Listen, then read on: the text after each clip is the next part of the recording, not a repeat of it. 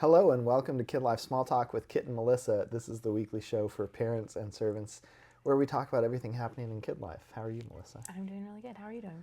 I'm doing good too.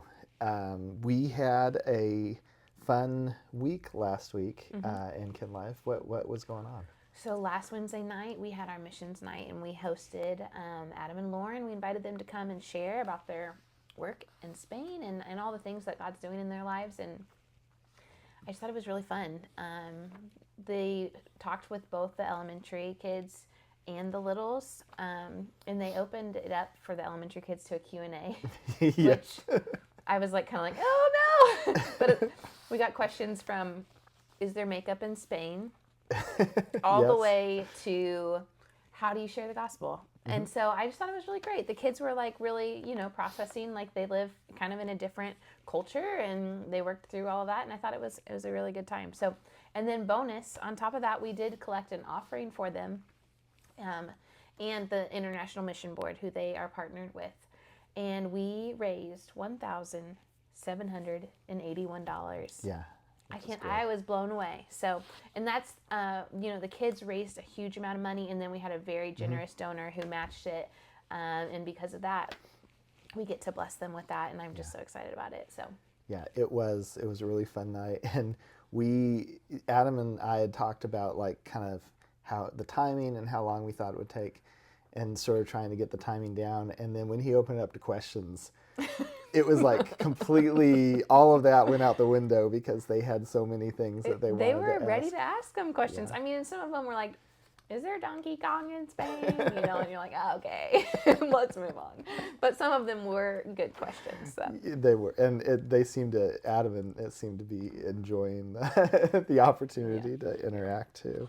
So yeah, just really grateful for them, really grateful for what God's been doing through them and continuing to do, and then really grateful for everyone who gave and how God is resourcing what they're doing through that. So it's just so fun that Life Point got to send them to Spain, and now we get to kind of like invest in them and pour into them and kind of build them up in this furlough time period. So yes, thankful for that.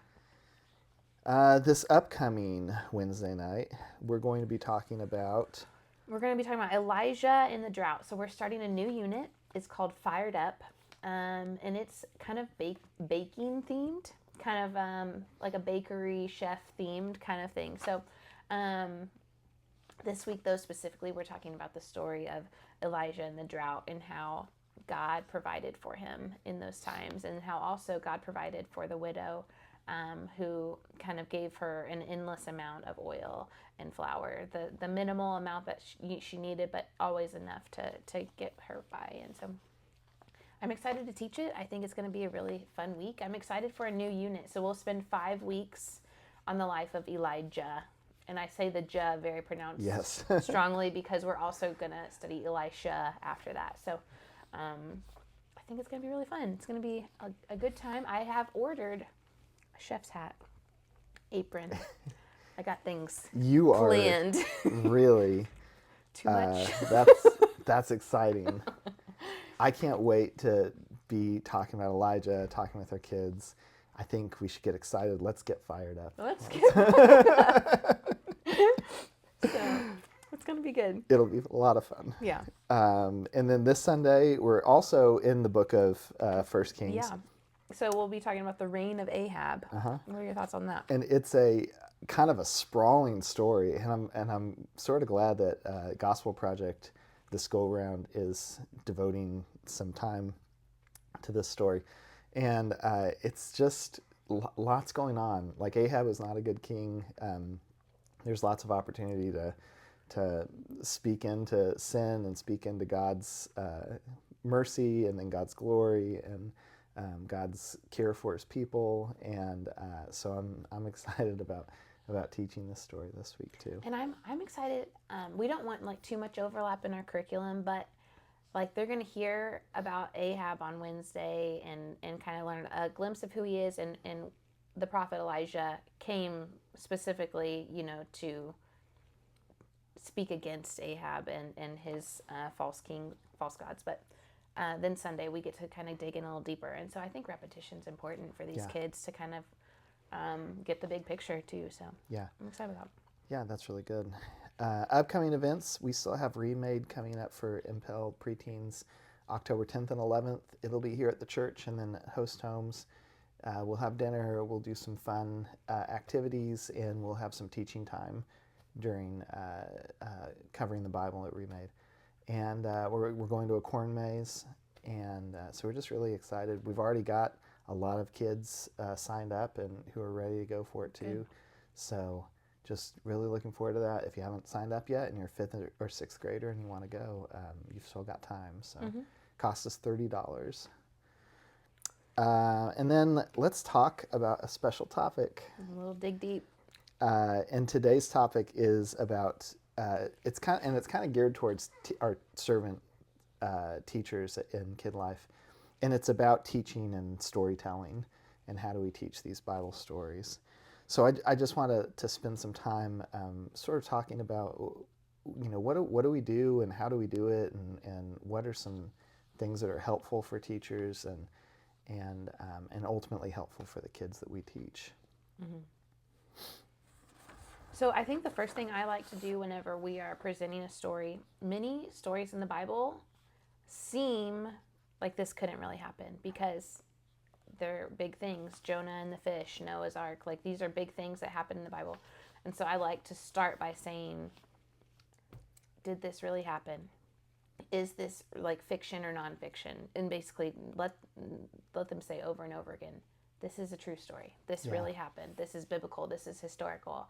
And just trying to reinforce that, like, what we're reading is truly how it happened. And so I think as a little kid, you could think of it more of like a made-up story, but convincing them first that this is truth and this is real helps them to see how big God can be too. And there are some adults and even some, people within the church or who would take on the label of Christians, that they think that there's truth to these stories in terms of like there's meaning to them, but they question, did this really happen? Did it happen the way it said it happened? And our conviction as a church and then as leaders within the church is the Bible is our authority, and so we take it at its word. And it's much easier to accept that there's something that we're misunderstanding about it than that God is, compromising that truth in His Word.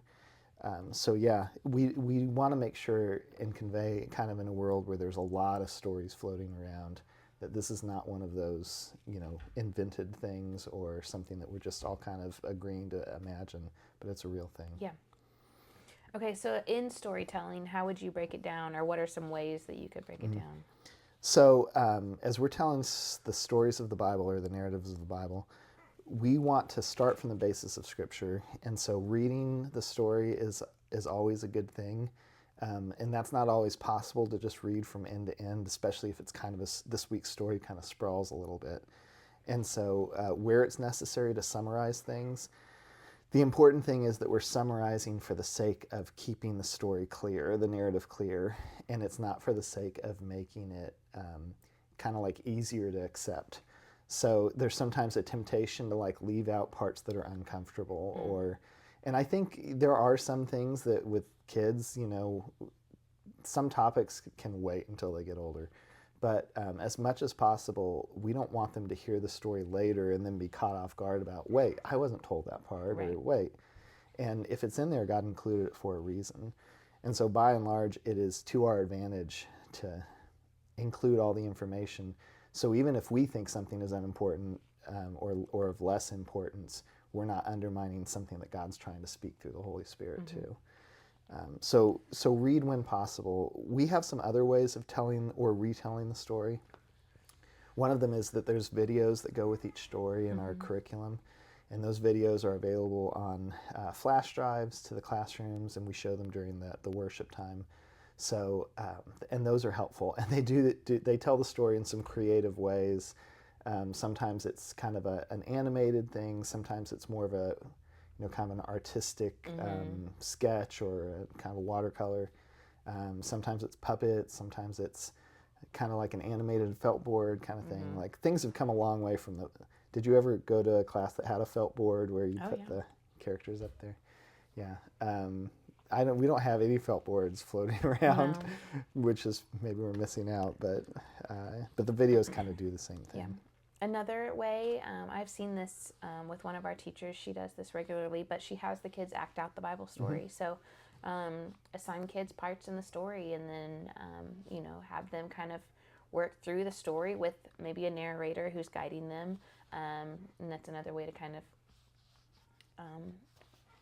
to hear it and see it. Yeah. So And our kids still talk about things that they acted out with teachers like Miss Teresa when Teresa Blondo taught. And so they have a real affection for these stories from that they learned a long time ago. And I can remember acting out some stories with kids that I taught like back in the antique store days of Life Point. So it's definitely grabs the imagination, Yeah. holds on to the memory. as many ways as we can get it across, that one of those ways will stick with these kiddos. So Right. everyone's learning differently. Some people need to hear it, some people need to see it, some people need to be in it with acting it out. So as many ways as we Yeah. can present it is great. And with some stories, storing or retelling it, so condensing the story down to 5 or 6 or 7 points and then practicing telling it.